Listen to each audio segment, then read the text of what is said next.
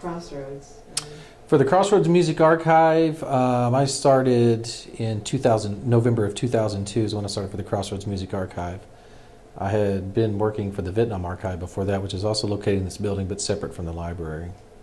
And I started there as a volunteer in 1997 and then just have worked my way up. And the Crossroads Music Archive started while I was working with the Vietnam Archive. I used to work for a studio called Don Caldwell Studios here in Lubbock.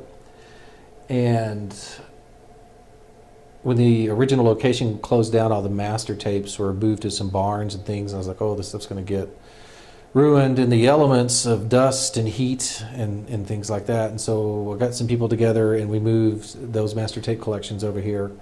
And that would have been about 2000, 2001. I guess we finally got everything moved over here.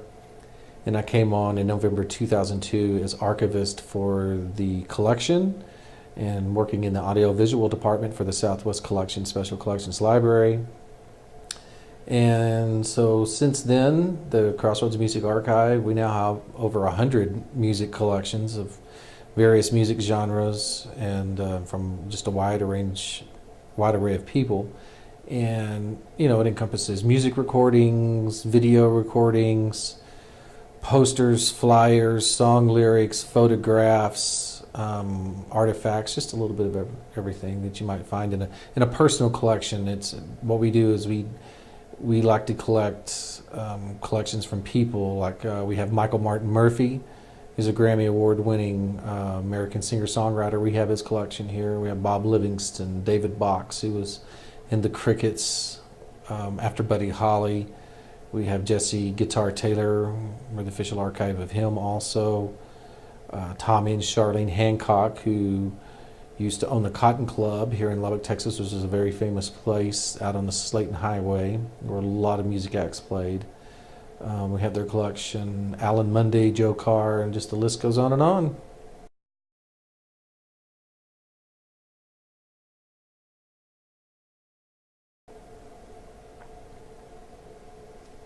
How do you like working in the music collection? How do I like working it? Oh, I love working here. It's, you know, I never thought that I would be working in a music archive. I remember working in the library when I was in high school for my senior year. It was like, you know, one of those extra credit kind of things, working in the library. And then I went off out of school, went to college a little bit here and there, and then took some time off and wound up getting a degree in sound technology because I was playing music and I wanted to learn how to record my music. So I went to South Plains College in Levelland, got a degree there, taught out there a little bit, and then was playing in bands and working for Don Caldwell Studios, doing live music performances, production manager for various events. And this, you know, just was not a lot of money to be had in the music business at that time, so I decided to go back to school and get a degree. And got my bachelor's in history, my master's in history, and now my PhD in history. So working here, I really love it because I get to meet a lot of musicians. We travel and meet a lot of people, talk about the creative process, you know, how people write songs and how they do things. And you learn a lot about the music business as well as the people who are there. So, I mean, it's a great job. And then on top of that, we have audio-visual department that I'm in charge of.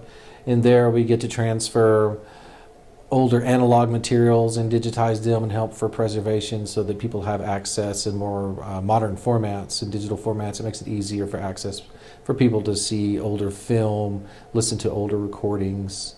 And so yeah, it's a great job.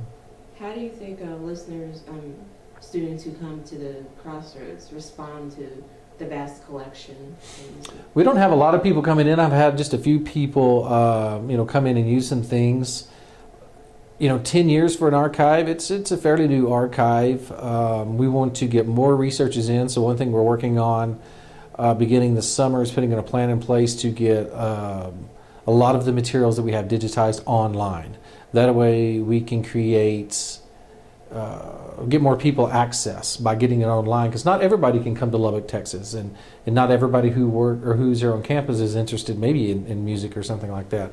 But West Texas music, which is our main focus, of course we get music from the broader Southwest also, as well as more of the United States. there is a large interest in this area's music. And so as we get things online, I think we're going to see more and more people using our materials. So we do digitize a lot of the materials that we have because we have to for preservation. A lot of these materials are deteriorating, but in so doing, we'll be able to start getting things online, and people will be able to then, from their computer, from their desktop, be able to view and do research of these materials. And then they're able to inquire with us about additional materials that we have, because we can't put everything online. You know, it would just be a massive amount of information, and it's just you got to have enough storage space and bandwidth for certain things, and yeah. So we're doing sort of a big awareness campaign coming out of the summer. We're going to be doing a lot of planning, so as we get into the fall, letting more and more people know about what we're doing here. So community-wise, there's a lot of people out there in the musicians community in Lubbock and in other places that they know what we're doing. We're constantly going out and contacting people when we find out about a music collection. There's a Native American collection that we're looking at right now. Hopefully in the future we'll be able to become the home for that. If not, we'll help them find some other location, because our main concern with materials is making sure it's saved for future generations, be it here or somewhere else. And of course we would love for it to be here, but our main thing is when we find collections that are perhaps in danger of being lost for some reason, we like to try and save it. You know, that's the number one thing, is save the material for future generations. Why do you think West Texas music is a big deal, a main focus for the Crossroads instead of other forms of music, in terms of other? Well, West Texas music really does not define one type of music. It's just music from this area. Sorry. Yeah, music from this area. West Texas music is just, West Texas is just a region. And so when I say West Texas music, I'm talking in a, That's fine. I'm talking in a regional aspect of our area, which, you know, from down south, you know, Big Spring, Midland, Odessa, all the way up to the Panhandle, Amarillo, and beyond. You know, there's also eastern New Mexico, which is very relevant to this area also. And but we get stuff from Dallas too. We got things from Austin. We have stuff from a guy in Corpus Christi, a Tejano musician. We collect all music genres. It doesn't matter what it is. It could be rock and roll, it could be country, which is what West Texas is known for a lot, especially with Buddy Holly and other musicians who have become famous here is a lot of rock and roll and country, but there's a lot of Tejano acts and stuff too that come from here, and so we collect that material. We also look at classical type materials, jazz. There's no limitation on what kind of music we collect. West Texas is, of course, our focus because we're in Lubbock, Texas, at Texas Tech University, and this is where we're located. So that's our primary collecting area.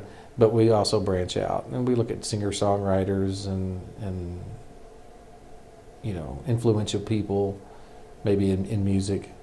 And we also like to look at people that maybe are well-known or lesser known, but had an important contribution to music or something like that. We like to make sure that story gets told too. In terms of who, for the example? For example, back in the late 20s and 30s, there was a guy that moved here from East Texas. He first moved to Clovis and then to Lubbock at one point. It was Otis Pop Eccles, and he was very influential in gospel music and pop music, and teaching a lot of people back then on how to do music, both in shape note and traditional song notation. And so he's sort of been kind of lost to history and forgotten about. And so we have his papers here. I went out and collected those, got those out of New Mexico, because he eventually wound up living in Clovis and working over there. So we have his papers. And so it's, you know, he was very well known at his time. But as history and time goes, you know, the time goes by, people kind of get lost to history. That's, like I said, it's our job to go out and find these collections that are in danger of being lost. This one, some of it had been already thrown away, and so we were able to save the rest of it. You know, everyday kind of musicians who play around here are people we're interested in. We'll go out and do oral histories. The oral histories would be, you know, getting the stories of people who play in the band. You know, there's people out there who say like a bass player who plays in a lot of different groups or something like that, who's a backbone of the group, just working musicians that are not like really frontmen. You don't have to be famous to be a musician. You know, that's their job. That's what they do every day. That's how they make the money. That's how they pay their bills. We're real interested in you know, those kind of stories also. So we do a lot of oral histories, going out interviewing people and learning about why they got into music and what it means to be a musician. And you know, there's just a lot of different aspects to those interviews and those stories. And they're generally not even just short interviews. Sometimes they're short interviews, but we've had some interviews that are as much as 9 hours long. You know, they're done in over time in sections, because you'll start at the beginning and then it takes a lot of time to get some of these interviews done, depending on the length of the career of this person, and you know how long they've been playing. They could take longer.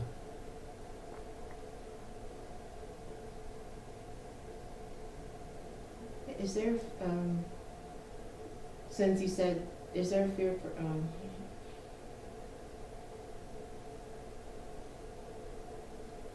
what makes you so different from the main TTU main library in terms of collecting, digitizing? What makes us different from the main library? We are under the library system. We are attached to the library, but we're what would be called a special collections library. And so at a special collections library, you're going to find rare and unique materials. They're one-of-a-kind materials. They could be the original, they're most often the original material. And from those will most often, for instance, for the audio and video stuff, I don't let people handle the original material because it's so fragile. We'll make digital copies, and then those become access. But a special collections library is something you can come in and really do a lot of original research. Also, none of our materials circulate. They cannot leave the building. You have to come here and look at it, or if it's online, then you're able to look at it there. You can't check these materials out because, like I said, they are rare, they're unique, and they have to remain here in the building. Is there a fear of like students coming and stealing material from the music library and copyrighting as their own? Nobody can copyright as their own. There's already copyright stuff that would be in place, you know, through federal copyrights. Most people have already got stuff copyrighted, and so they retain that. A lot of things that we get in here, they retain that intellectual property. You know, like with Michael Martin Murphy, you know, we don't have rights to his songs and stuff, and nobody else can come in here and get a copy and claim a copy on it. That just would be impossible. You know, theft is always a problem, you know, so we have a lot of security measures in place. We don't like allow backpacks in, things like that, so that documents can't get stuffed into notebooks and folders. We really restrict what is allowed to come in, and you're only allowed to look at a certain, like a box at a time or something, a material. We're not just going to give you 10 boxes and say, hey, go through it as you wish. We're very careful about getting our documents out there, and of course there's security cameras all through here, and we have lots of, like I said, security measures in place to maintain the integrity. You know, no pens are allowed in when they're doing research because we don't want getting ink on original documents and things like that. We provide, you know, pencils, scratch paper, a lot of things. We do allow laptops and things in, and so people are able to do that. And we're just now allowing people to bring in small cameras to take pictures of documents and things to kind of help on copying, you know, cost and things like that for students. Plus, it's a lot easier sometimes when they have just those electronic documents when they're writing papers and stuff to access those electronic documents instead of having to fumble through a bunch of papers and keep track of that. So we have just recently started letting people bring in cameras to photograph documents within reason. You know, we're not letting people stand on tables and do things. As long as the integrity of the document stays intact, we don't have a problem with that. It depends on what the material is, too. I think that's all. Okay. Thank you.